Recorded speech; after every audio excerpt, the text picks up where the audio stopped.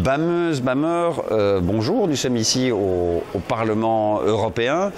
En effet, le parquet européen a annoncé qu'ils avaient lancé une enquête sur l'achat groupé des vaccins Covid au sein de la Commission. Alors, à ce stade, beaucoup de questions restent encore en suspens. On ne sait pas exactement quels sont les contrats qui sont visés par l'enquête. On ne sait pas non plus qui éventuellement est visé par cette enquête du parquet européen. Mais évidemment, le nom d'Ursula von der Leyen, la présidente de la Commission, est sur toutes les lèvres. Donc nous allons maintenant interviewer Michel Rivasi et Virginie Joron, qui sont toutes les deux députées du Parlement européen et qui sont aussi membres de la Commission Covid du Parlement européen. Et donc nous allons les interviewer à ce sujet.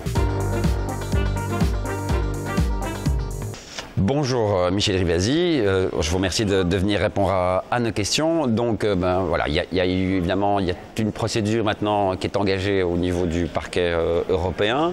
Admettons que le parquet conclut qu'il y a réellement un problème ou qu'il y a des malversations ou qu'il y a des problèmes dans les procédures. Est-ce qu'à ce moment-là, vous estimez que Mme von der Leyen doit partir?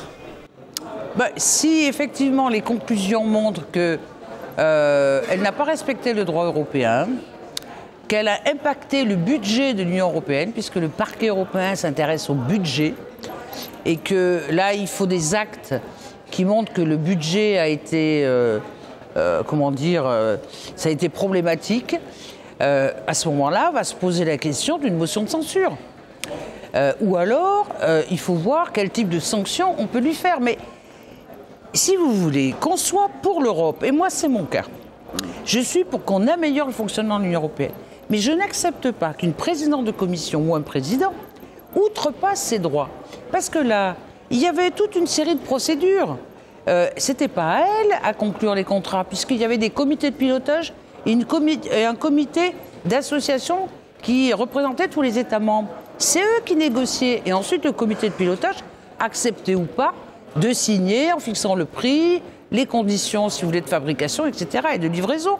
Là, tout s'est fait, le troisième contrat, je parle bien, avec Pfizer, tout s'est fait au-dessus de ce qui avait été prévu. De quel droit? Elle est au-dessus de la loi? Si vous voulez, c'est ça qui ne va pas, parce que si elle se permet pour le Covid, elle va se permettre pour d'autres choses. Et d'ailleurs, même avant son histoire, quand elle était ministre de la Défense, elle avait été un peu attaquée. Alors, elle avait été blanchie, mais elle avait dit « je tirerai les leçons, vous voyez, de ce procès ». Et là, on a l'impression que c'est la star, qu'elle se met au-dessus des lois, qu'elle négocie 1,8 milliard de doses pour plus de 35 milliards d'euros, ce qui est un contrat et une somme phénoménale qui impacte le budget des États membres et de la Commission, sans condition vis-à-vis des labos. Et aujourd'hui, on vient d'apprendre que le laboratoire Pfizer, en 2023-2024,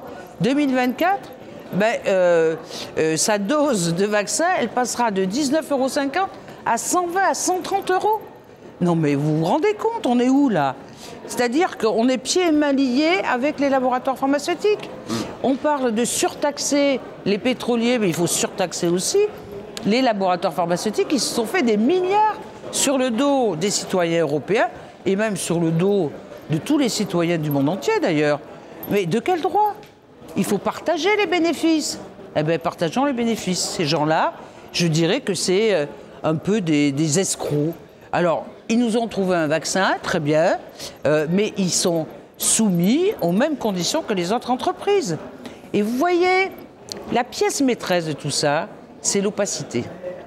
Quand on demande depuis plus de 2 ans la transparence des contrats, avec toutes les clauses, vous voyez, que les laboratoires pharmaceutiques leur ont fait signer avec la Commission, qui ne veulent pas donner sous prétexte que c'est secret défense, secret d'affaires, secret commercial, eh bien ça montre bien qu'il y a un truc qui est ambigu.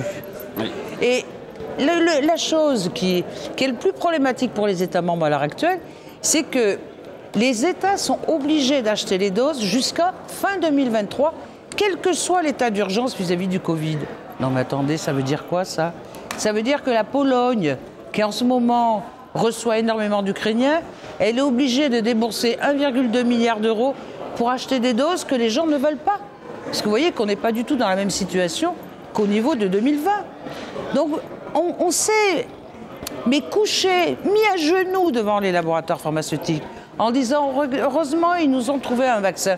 Oui, mais sans dire que ce vaccin, il vient aussi d'une recherche publique et notamment universitaire aux États-Unis qui avait mis en évidence justement la fabrication de l'ARN messager. Et puis il y avait d'autres labos qui faisaient d'autres vaccins sans ARN messager. Donc je trouve que les investissements et les laboratoires privés se font de l'argent sur le dos du public. Et qui est cette investigation par rapport au parquet européen? C'est une première, hein. Oui. Eh bien, je trouve ça très important. Si Mme von der Leyen est accusée, plus que de la maladministration, comme l'a défini la médiatrice, plus du manque de transparence, comme l'a défini la Cour européenne de justice, parce que ce troisième contrat, ils n'ont pas Cour des comptes ou la Cour européenne? La Cour des comptes européenne. Oui. Puisque au niveau du troisième contrat, ils ont déclaré qu'ils n'avaient pas accès aux pré-négociations, alors qu'au premier et le deuxième, ils y ont accès. Donc ça nous donne une hypothèse, je dis bien, qu'elle a outrepassé les droits. Et si une présidente de commission outrepasse les droits, il faut qu'elle soit sanctionnée. Soit elle démissionne, soit il y a des sanctions administratives. Oui, où on trouve quelqu'un d'autre pour négocier. Oui.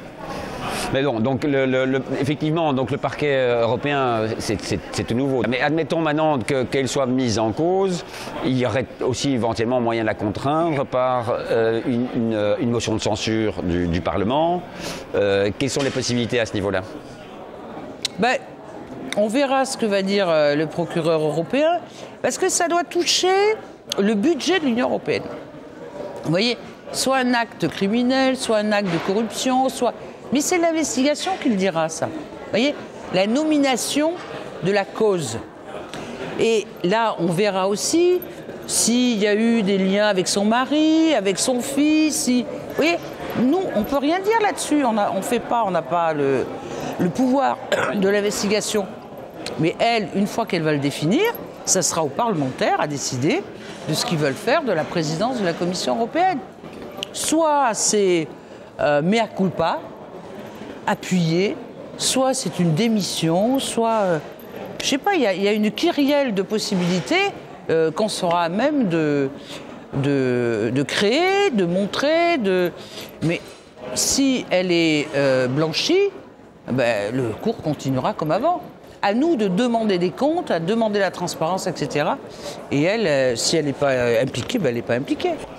Une autre question, c'est, présume que Mme von der Leyen ne décide pas toute seule, dans le sens où elle doit quand même être soutenue, ne fût-ce que par une partie du Conseil européen. Donc quels sont les pays qui soutiennent Mme von der Leyen?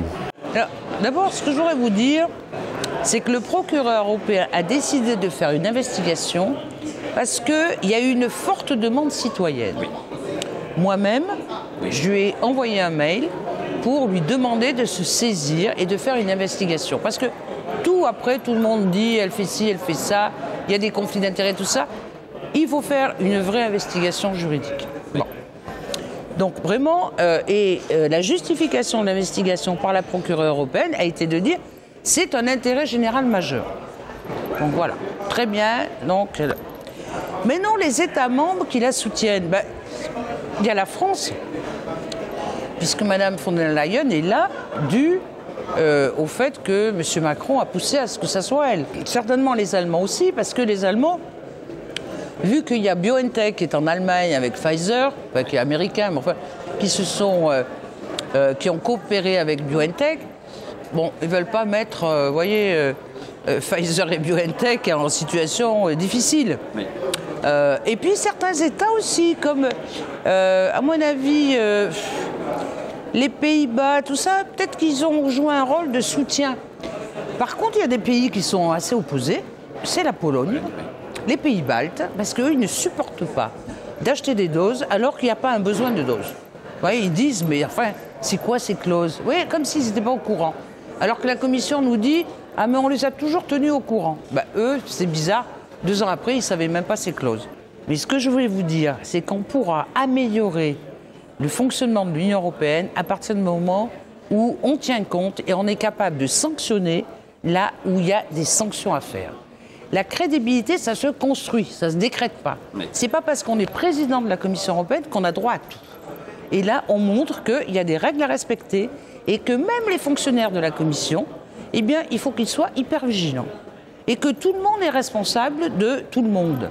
S'il y a un dysfonctionnement d'un individu ou d'un cabinet, parce que son cabinet a certainement joué un rôle avec elle, eh ben, il faut qu'il soit, en quelque sorte, condamné.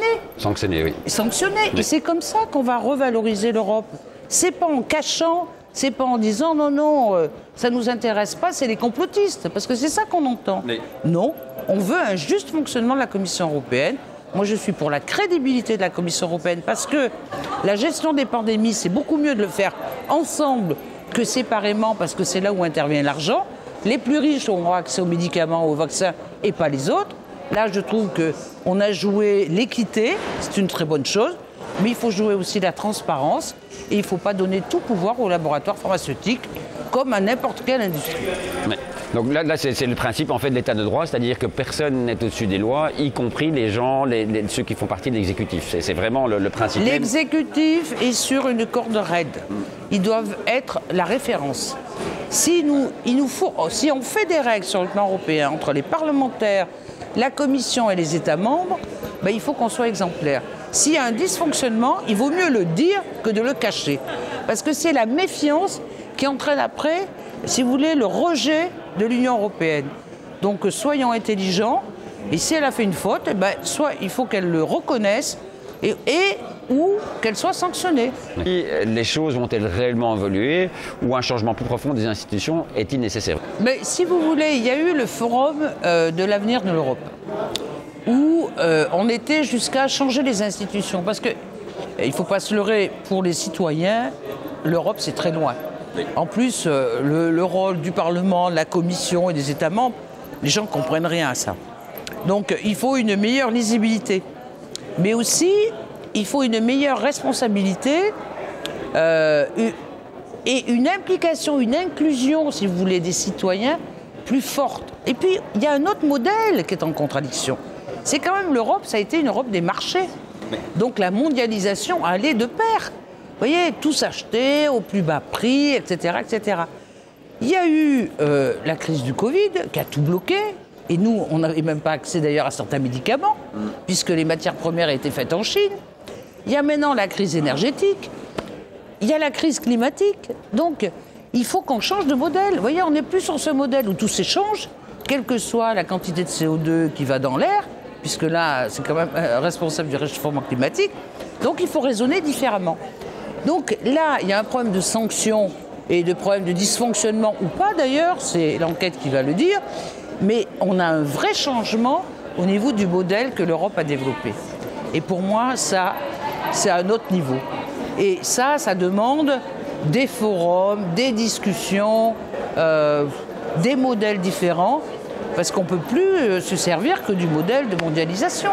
Oui. Vous voyez, tout devient marché, tout devient argent, et les gens le sentent, ça. Et en même temps, ils sont oppressés par ce réchauffement climatique. Et ils se disent, si on n'essaie pas de partager, de redistribuer ces taxes, vous voyez, ou ces bénéfices incroyables, on ne s'en sortira pas. Ou alors c'est le monde des élites et le monde du peuple, du bas peuple. Ben non. Parce que les gens, maintenant, ils ont Internet, ils réfléchissent, ils ont une éducation de base plus importante et ils veulent un partage. C'est là-dessus qu'il va falloir aller. Et partage veut dire échange. Et échange veut dire transparence. Et transparence veut dire, eh ben, il y a des biens communs. Et ces biens communs, que ce soit l'eau, que ce soit, vous voyez, l'air, que ce soit la santé, ça doit être des choses qu'on partage et non pas des brevets, la propriété intellectuelle de certains qui font des prix incroyables par rapport aux médecins, aux médicaments qu'ils vendent. On génère des profits. Mais oui, si vous voulez, c'est ça qui fait qu'on est dans un climat explosif. Oui.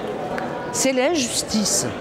Et cette injustice qui est créée par que le business, et qu'en même temps, il y a des défis qui nous dépassent. Eh bien, pour œuvrer à des défis qui nous dépassent, il faut qu'on soit collectif, qu'on joue la solidarité. Et ça ne peut pas se faire que si certains ne jouent pas. Oui. Donc oui, moi je perçois, au fur et à mesure des années, que ce modèle qui a permis de créer l'Europe, vous voyez, de sortir de la guerre, c'était très important.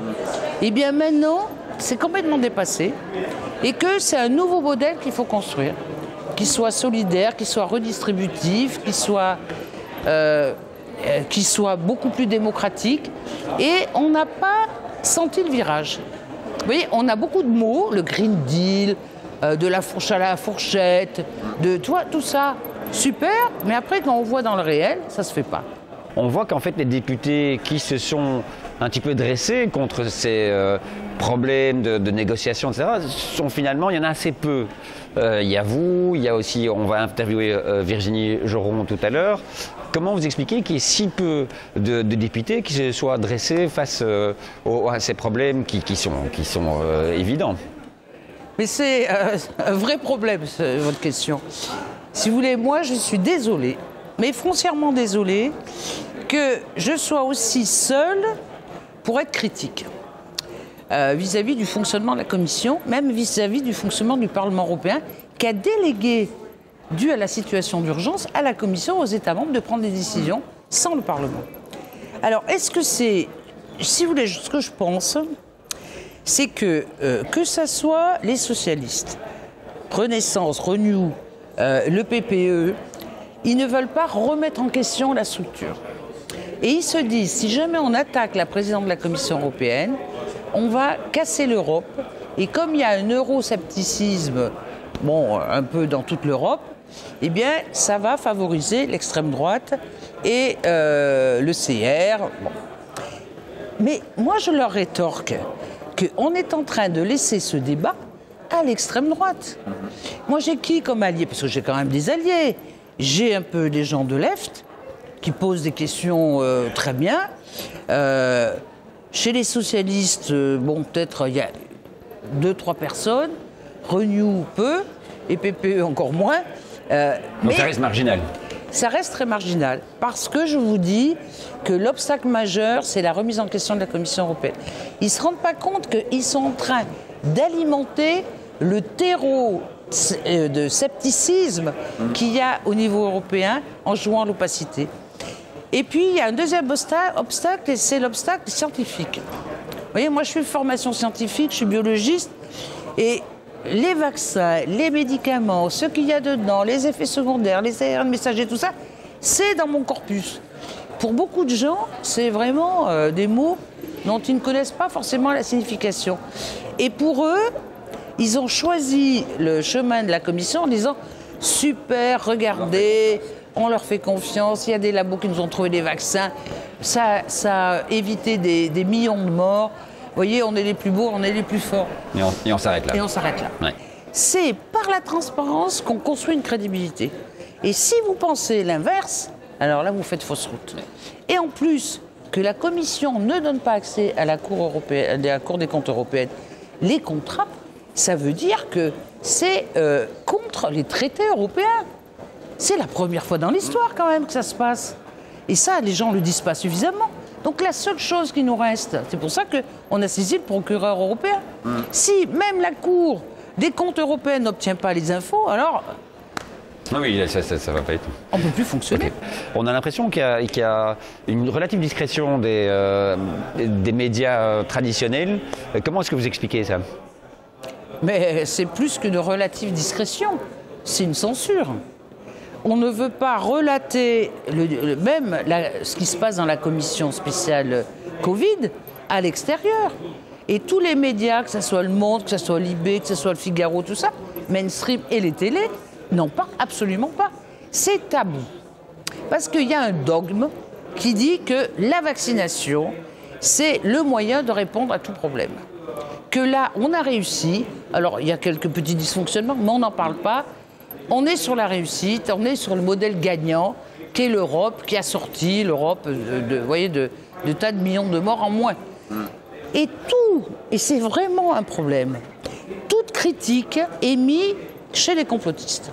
Voilà, vous critiquez les vaccins, vous êtes complotiste. Vous êtes dans le backyard. Hein. Si vous commencez à émettre une opinion, et si elle n'est pas dans le mainstream, eh ben, vous n'avez pas la parole. Il y a une censure organisée. Et elle n'est pas que française, elle n'est pas qu'européenne, elle est internationale. Et même beaucoup de scientifiques que je connais, avec qui je travaille, eh bien, ils me disent, eh bien, on ne peut pas dire ce qu'on a à dire, parce qu'on est censuré. Oui. On est mis dans un tiroir, et si vous êtes dans le tiroir des complotistes, vous êtes anti-vax, enfin, c'est complètement dingue. On a capturé le débat, vous voyez, par une minorité et par des intérêts privés. Mais c'est en tout cas une menace à la démocratie, puisqu'on est censé voter, donc on est censé d'ailleurs aussi choisir éventuellement de se faire vacciner ou pas, en étant informé de manière en principe objective. Sinon, il y a quand même un biais dans le système, il y a quelque chose qui ne fonctionne plus bien. Ah mais c'est vraiment une question terrible. Moi j'avoue que, est-ce qu'il y a une volonté internationale de... Quand vous voyez le poids des laboratoires pharmaceutiques, quand vous voyez comment des fondations comme Bill Gates et Melinda ont trusté l'Organisation mondiale de la santé. Et Gavi aussi. Comment Bill Gates finance Gavi, CEPI et peut-être d'autres organismes pour distribuer les vaccins, pour vivre des vaccins d'ailleurs, hein, puisqu'ils ont des actions dans les laboratoires pharmaceutiques. Vous dites peut-être qu'il y a il y a une façon, puis maintenant quand ils parlent de traités internationaux pour régler la pandémie, vous dites, oulala, est-ce qu'on va là? Parce que ça pourrait être une réponse. Mais il y a tellement d'enjeux financiers qu'on se retire en disant on préfère jouer la souveraineté européenne. Et des fois, peut-être la souveraineté nationale dans certains choix. Notamment la vaccination des enfants, moi, si vous voulez, je me pose la question, c'est quoi le bénéfice-risque? Et j'ai pas envie que d'autres, sans me donner les études cliniques, me disent il faut vacciner tous les enfants à partir de 6 mois. Oui, clairement. Ben, merci beaucoup pour avoir répondu à nos questions. Évidemment, on va se tenir au courant de l'évolution du dossier et sûrement qu'on fera appel à vous pour nous donner votre avis. Merci beaucoup. À vous. Alors, bonjour Virginie Joron, donc vous êtes députée européenne, vous êtes membre du parti Rassemblement National en France et vous êtes parmi ceux qui ont pas mal critiqué le rôle de la Commission et de la présidente Ursula von der Leyen dans la gestion des achats de vaccins Covid. Donc il y a maintenant une enquête qui a démarré au parquet européen. Admettons que l'enquête démontre qu'il y a eu des malversations. Mme von der Leyen doit-elle démissionner? Bonjour et merci pour cette invitation, cette question qui est très importante puisque c'est un dossier que je suis depuis 2 ans, depuis finalement l'achat de ces vaccins par la Commission, mais aussi en même temps par la mise en place du pass sanitaire qui nous a contraints à rentrer dans une espèce de système et qui nous a enlevé nos libertés. Donc c'est à partir de ce moment-là que je me suis intéressée à ces achats de vaccins et la première problématique dans ce dossier, c'est que nous n'avions pas accès à ces contrats. Au tout début du processus de la gestion de cette crise, il n'y avait pas d'accès aux contrats. Et après avoir râlé, nous avons obtenu l'accès aux contrats. Et quand on a vu la teneur du contrat, on s'est dit, ils se foutent de nous puisque les 3/4 des clauses sont grisées. Donc accès à rien finalement. Donc ça, c'était la première problématique, sachant qu'en plus, grâce maintenant au rapport de la Cour des comptes, qui est sorti il y a 1 mois, de toute évidence, beaucoup de problèmes autour des négociations, l'affaire des SMS qui avait déjà été soulevée au préalable, notamment grâce à la médiatrice, qui a interrogé la Commission pour savoir pourquoi, à un moment donné, lors des négociations, il y a eu des négociations préliminaires entre Mme von der Leyen et le PDG de Pfizer, M. André Bourla, pourquoi ça s'est fait hors cadre de la procédure normale, et si c'était le cas, qu'elle puisse transmettre ces SMS, ce qui n'est aujourd'hui toujours pas le cas, que ce soit la médiatrice qui les soulevait, mais aussi le rapport de la Cour des comptes qui dénonce effectivement ce manque de transparence. Donc ouais, effectivement, Madame von der Leyen, présidente de cette commission, s'est octroyé un droit sous prétexte de pandémie, et c'est vrai qu'aujourd'hui, au regard de ce rapport, où ces 30 pages qui sont très intéressantes parce qu'elles nous donnent des données finalement que nous n'avions pas, nous, députés européens. D'accord. Alors, je présume que soit elle peut démissionner, ou alors on peut la contraindre. Est-ce qu'une motion de censure du Parlement est possible à terme? Alors là, la première étape, c'était donc de faire un signalement auprès du procureur. Ce que moi j'ai fait, à l'aide d'un avocat. Je sais que des milliers de citoyens européens ont fait la même chose, puisqu'il y a un site internet qui permet effectivement de faire un signalement. Un signalement pourquoi? Parce qu'en fait, ça touche le budget, l'achat de vaccins, ça touche le budget de l'Union européenne. Et donc le procureur européen est garant du budget de l'Union européenne. Et on peut faire ce signalement. Donc moi, je l'ai fait aussi à titre personnel. Et donc la procureure, juste, ce qui est intéressant, c'est le timing. C'est qu'elle s'est saisie du dossier à l'issue d'une semaine d'audition que nous avions faite, parce que je suis membre de la commission Covid. Et dans cette commission, nous avons accès on va dire, à des experts, mais aussi aux directeurs des laboratoires qui ont participé à ces négociations. Et donc, à l'issue de cette semaine, on va dire très intéressante, puisque je rappelle que durant cette semaine, on a appris que par la préposée de Pfizer, que le vaccin n'empêchait pas la transmission et la contamination du virus. Et donc le vendredi, on a appris qu'elle enfin ouvrait l'enquête. Donc c'est très bien, parce qu'elle va peut-être avoir accès à des données que nous n'avions pas. Alors je ne sais pas à l'issue, on parle de démission, c'est vrai que moi je pense qu'avant de démissionner, même si ça serait la sanction plausible de cette enquête, c'est qu'elle s'explique. Il faut qu'elle rende des comptes. Pourquoi 71 milliards de contrats pour 4,6 milliards de doses. Rien que ça, on veut comprendre pourquoi, c'est quoi la dynamique. Et je pense que le procureur va poser toutes ces questions, elle va aller plus loin dans l'enquête. Et ce qui est intéressant, c'est que notre présidente de cette commission, Madame Van Brandt, va suivre du coup le dossier. Et ce qui nous permet, nous, puisque la commission Covid, qui est une commission spéciale, de suivre en même temps, en parallèle, l'évolution de cette enquête. Effectivement, en termes de sanctions, c'est assez limité. Hein. Elle a déjà l'immunité parlementaire. Et en ayant cette immunité, ce qui veut dire qu'elle la sanctionner, l'emprisonner, ça ne fait pas partie des possibilités, même si je regrette que des personnalités avec autant de pouvoir ne puissent pas être sanctionnées. Parce que la démission, finalement, c'est la fuite. Hein, et ça serait, effectivement, c'est un mal pour un bien, mais c'est une fuite. Il faut une condamnation. C'est ça la question qu'il y aura après à se poser. D'accord.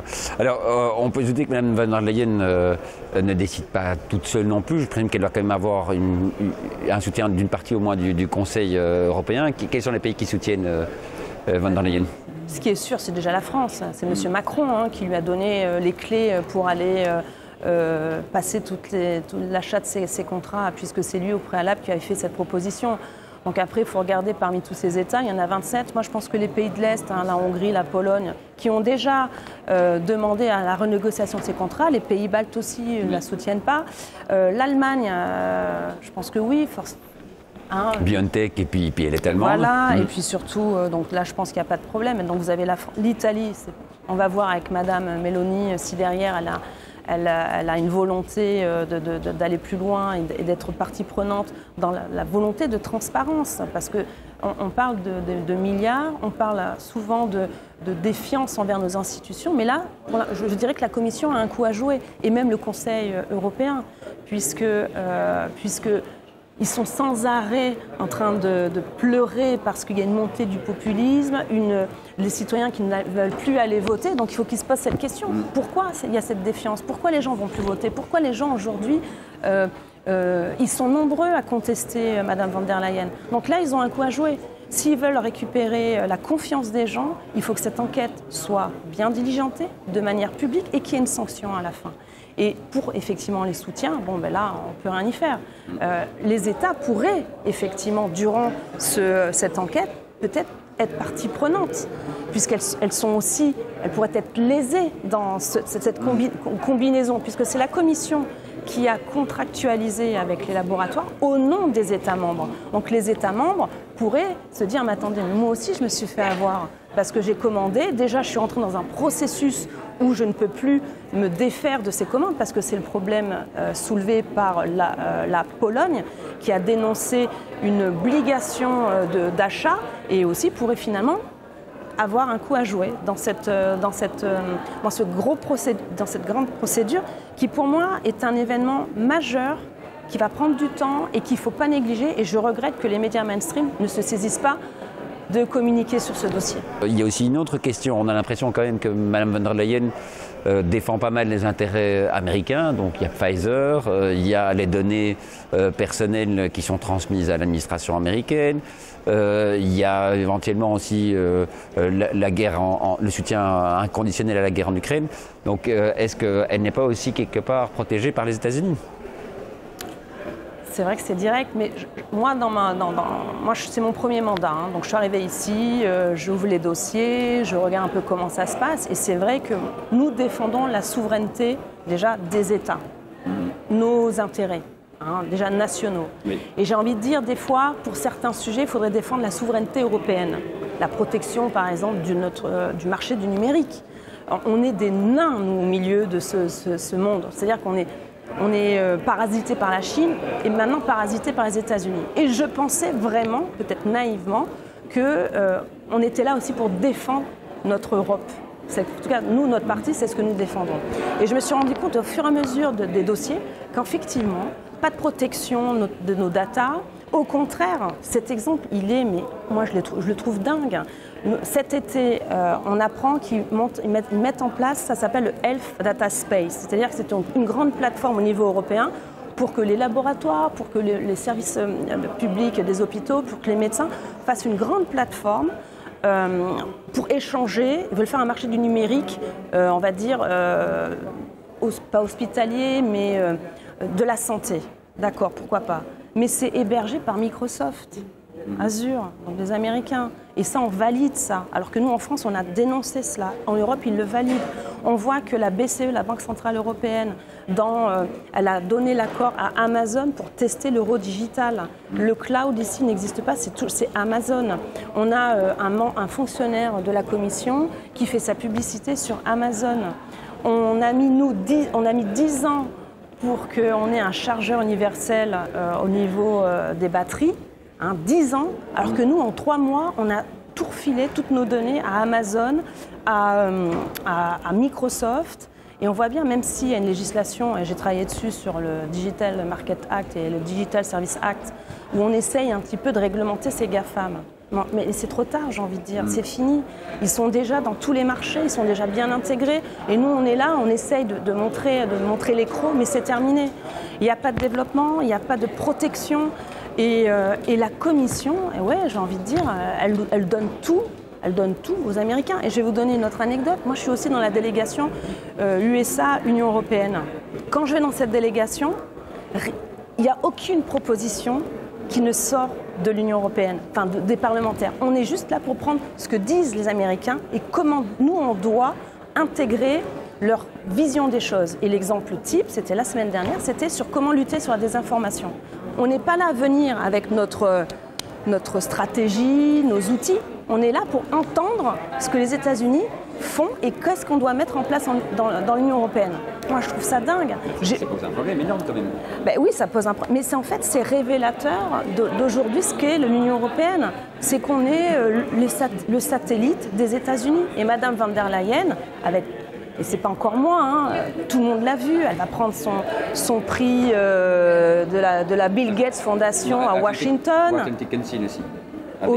Elle remet le prix à Bourla. Donc il y a cette...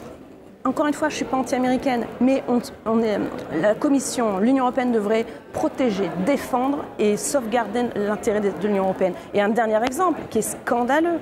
Au même moment où nous devions auditionner M. Bourla, je rappelle, PDG de Pfizer, plus gros contrat passé par la Commission européenne, 2,4 milliards de doses, ce qui fait à la louche, puisque la dose à l'unité c'est 15 € minimum, ça fait 36 milliards d'euros. Au même moment où on attendait M. Bourla qui nous a mis un petit lapin parce que monsieur il s'est dit je vais me faire allumer, donc je n'y vais pas, j'envoie Janine Small. 2 jours après, vous avez la commissaire, Mme Kyriakides, commissaire de la santé, qui se retrouve encore à Washington dans les bras de Bourla. Encore une fois, même si ce n'est pas inscrit dans le béton comme quoi il y a cette ingérence, j'ai envie de dire, des États-Unis, même eux ne se rendent pas compte du trouble que ça provoque suscite, oui. Et ça suscite chez les concitoyens européens. Donc oui, il y a cette problématique. Je pense que tout le monde est complice. Enfin, nous non, on le dénonce, mais la commission, les commissaires sont complices de cet état de fait. Alors justement, comment ça se fait que finalement on a une députée écolo et une députée Rassemblement National et on a l'impression qu'entre les deux, c'est vide, il n'y a rien, il n'y a pas de contestation, il n'y a pas de remise en question de ce qui a été fait? Je pense que là, pour le coup, c'est une question de personnalité, déjà, à la base. Moi, je me suis engagée en politique, c'était pas pour faire comment dire, on appelle ça, de la figuration. Et j'ai la chance d'avoir une présidente qui me fait totalement confiance, qui sait comment je travaille. Moi, je suis pas une politicienne, j'ai commencé très tard. Et quand on s'investit très tard, c'est pas pour rien. Et étant déjà à la base avec ce caractère, ça m'a poussée, et surtout soutenue, ça m'a poussée à l'ouvrir. Après, j'ai envie de dire, c'est une chance énorme d'avoir ce mandat. Et tout s'est passé ici. Peut-être mes collègues ne l'ont pas vu, peut-être certains me disent c'est courageux. Moi, j'ai envie de dire non, moi, on a été élus pour ça, c'est notre mandat. Moi, j'ai rien à perdre. C'est 5 ans, j'espère plus, mais en tout cas, on est là pour répondre à la demande de nos concitoyens. Et c'est tout le sens de ce mandat. Alors qu'il y en ait d'autres qui n'aient pas envie de rentrer dans cette bataille, qui n'est pas simple, parce que d'ailleurs, vous aussi, vous en avez fait les frais. Oui. Quand vous rentrez dans une bataille où vous avez tout le monde contre vous, parce qu'on est seul contre tous, hein, de moins en moins, heureusement. Mais là, parce que nous avions raison, et maintenant, on a fait un bon travail, entre guillemets. Nous, on a fait... Et les gens le voient, même ceux qui étaient contre nous maintenant, ils n'ont plus d'arguments. Maintenant, ça va être de dire oui, mais en fait, ça a sauvé des vies. Et maintenant, ils sont en train de dire oui, mais au moins, on n'a pas engorgé les hôpitaux. Mais mettez de l'argent dans les services publics. Arrêtez de couper les vivres à ce secteur-là. On se croit au pays dans un... Enfin, moi, l'Europe, la France, la Belgique, on n'est pas des pays du tiers-monde. Oui. Donc, qu'est-ce que... On restreint l'accès aux services publics pour nous faire entrer dans la toute vaccination, alors qu'il n'y a pas de recul, que ça a été fait à la va-vite, qu'aujourd'hui, il y a des milliers d'effets secondaires et personne ne se remet en question. Donc oui, je pense que c'est une question de personnalité, une question aussi de partis politiques qui prônent la liberté. Nous, c'est ce que nous prenons, hein, la liberté dans tous les sens du terme. Et donc, c'était cohérent que moi, j'aille sur ce chemin. D'accord. Alors, admettons qu'Ursula von der Leyen quitte la présidence. Est-ce que les choses vont réellement évoluer ou parce que bon, on change Mme von der Leyen, mais la structure reste et on a l'impression que depuis lors, la plupart des présidents ne brillent pas par leur initiative, leurs idéaux. Ça a l'air d'être plutôt des gens qui gèrent les choses, quelquefois avec pas mal de conflits d'intérêts. C'est une très bonne question. Donc qu'est-ce qu'il faut faire? Est-ce qu'il ne faut pas changer les choses plus en profondeur? Exactement. Parce que je pense qu'aujourd'hui, la question, c'est qu'est-ce qu'on fait de cette Union européenne? C'est quoi la vision de cette Union européenne? Est-ce que c'est d'être le supermarché des États-Unis, hein? Ou est-ce que c'est un territoire qui veut être souverain? Parce qu'aujourd'hui, on a tout perdu, que ça soit économique. On l'a vu lors de la crise où on s'est rendu compte qu'à cause de la délocalisation, on était dépendant de la Chine. Aujourd'hui, avec les microprocesseurs, on est dépendant aussi de la Chine et de la Taïwan. On est dépendant du numérique des États-Unis. Et nous, on est au milieu, on est devenu un supermarché avec effectivement peu de vision sur l'avenir. Moi, l'Europe, je la voyais telle que De Gaulle l'a souhaité. L'Europe des nations, l'Europe des libertés, l'Europe de protection de chaque État membre et de la coopération. Pour être plus fort, il faut coopérer. Et c'est vrai que, pour le coup, Mme von der Leyen, si elle a fauté, s'il y a eu un conflit d'intérêts, oui, elle doit être sanctionnée et que oui, il faut de la démission. Parce que si on veut refaire naître cette Union européenne de manière saine, il faut changer les acteurs.